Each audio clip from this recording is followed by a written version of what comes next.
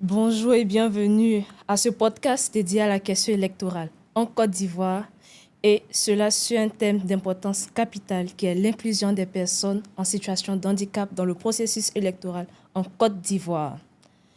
Il faudrait savoir que la participation politique est un droit fondamental qui doit être accessible à tous, indépendamment de leur capacité physique. Cependant, de nombreux obstacles persistent, limitant la pleine inclusion des personnes handicapées dans cette sphère essentielle de la vie démocratique. En Côte d'Ivoire, les défis liés à l'accessibilité et à l'information sont souvent cités comme des freins à la participation des personnes en situation de handicap aux élections. Il est essentiel de mettre en lumière ces enjeux afin de promouvoir des solutions concrètes telles que l'adaptation à des infrastructures, l'accessibilité de l'information électorale et la sensibilisation de la société sur l'importance de cette inclusion. Le chemin vers une démocratie véritablement inclusive commence par reconnaître et surmonter ces obstacles. Aujourd'hui, nous avons le plaisir d'accueillir Madame Marie-Aurélia Kofi, chargée de communication au sein de la Fondation Mounian, qui est spécialisée dans le droit des personnes en situation de handicap.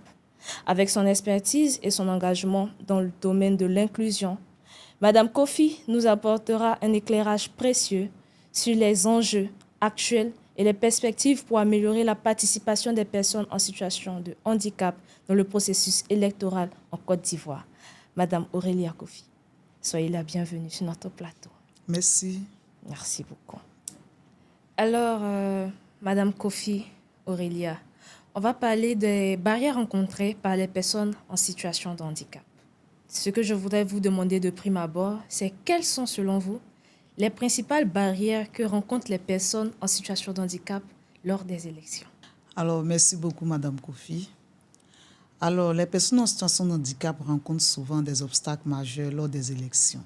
Parmi les défis les plus courants, on y trouve l'accessibilité physique. Des bureaux de vote ne sont pas la plupart du temps adaptés,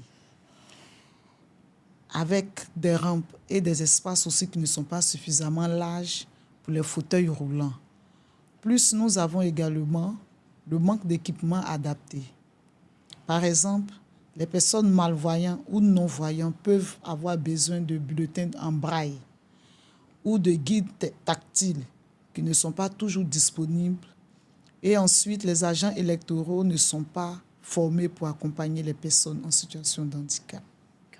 On va vous demander, est-ce que personnellement, vous avez déjà observé des difficultés spécifiques en cas d'élection pour des personnes en situation de handicap? Si oui, lesquelles?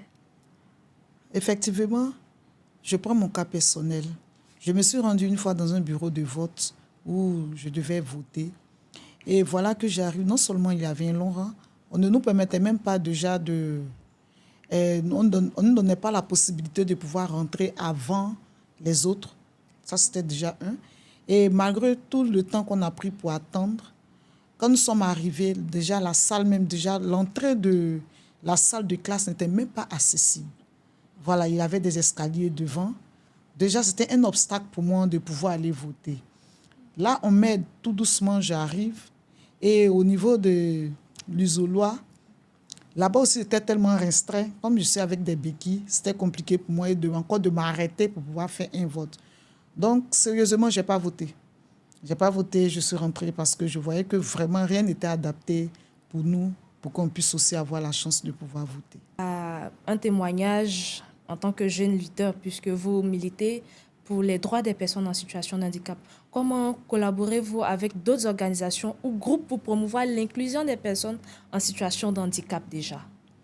Au niveau d'Abidjan, nous menons des actions concrètes avec des activités en faveur des personnes en situation de handicap. Des plaidoyers aussi à nos institutions et de la sensibilisation avec des ONG sœurs pour porter ensemble la lutte. Voilà. Nous souhaitons aussi cette année accroître nos initiatives dans tout le pays pour des actions plus durables et plus globales avec les associations qui ont mis des dispositifs en place à l'intérieur du pays. solutions pensez-vous qu'il serait possible d'implémenter pour améliorer l'accessibilité des lieux de vote?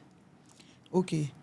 Au niveau des solutions, plusieurs solutions pourraient améliorer l'accessibilité des lieux de vote. Déjà, il faut opter pour des lieux de vote faciles d'accès pour tous. Faire un recensement du nombre national des personnes en situation de handicap dans le pays et que les agents aussi puissent recueillir directement leur vote à domicile. Parce qu'il y a certaines personnes qui ont du mal à se déplacer. Voilà, que les cas vraiment un peu compliqués. Donc déjà, s'il peut faire des votes à domicile, cela aussi sera favorable pour les personnes en situation de handicap de pouvoir voter. Aussi, digitaliser les votes pour les personnes en situation de handicap. D'accord. Alors, n'oublions pas aussi que vous êtes chargé de communication au sein de la Fondation Mounian. Donc, pour vous, comment pourrait-on améliorer la communication autour des droits des électeurs qui sont en situation de handicap dans ce processus électoral? Pour améliorer la communication sur les droits des électeurs en situation de handicap, est tout simplement de simplifier et adapter les messages, tels que utiliser les formats accessibles comme les brailles.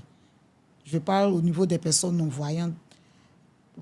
Les vidéos sous-titrées ou avec des traductions en langue des signes. Voilà.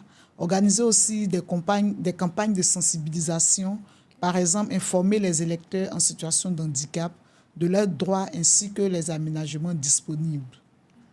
Et des isoloirs aussi accessibles. Voilà. Donc, puisque nous sommes dans le cadre électoral, quels changements législatifs ou politiques recommanderiez-vous pour renforcer l'inclusion des personnes en situation de handicap dans ce processus?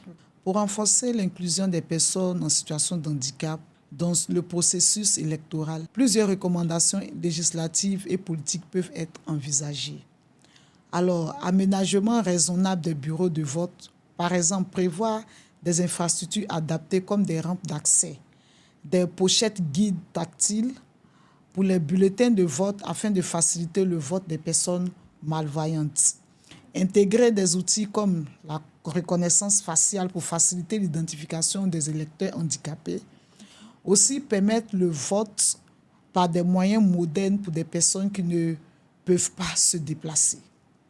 Alors, la toute dernière question pour moi à vous demander, c'est quel message aimeriez-vous transmettre aux électeurs en situation de handicap pour les encourager à participer activement au processus électoral en cette année 2025? Alors, ce que je peux dire aux personnes en situation de handicap comme moi est de leur faire comprendre que nous avons aussi des droits et devoirs au vote, comme tout le monde. Nous ne devons pas nous mettre à l'écart, car notre choix est aussi important.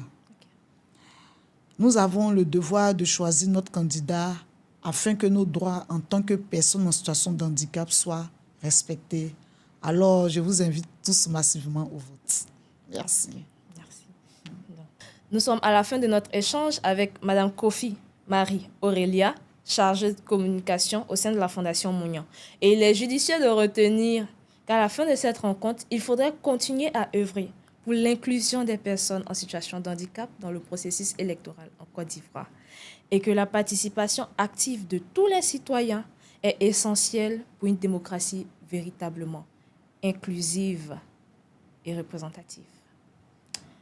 Nous vous encourageons à sensibiliser votre entourage sur ces enjeux cruciaux et à soutenir les initiatives qui visent à améliorer l'accessibilité de ces personnes.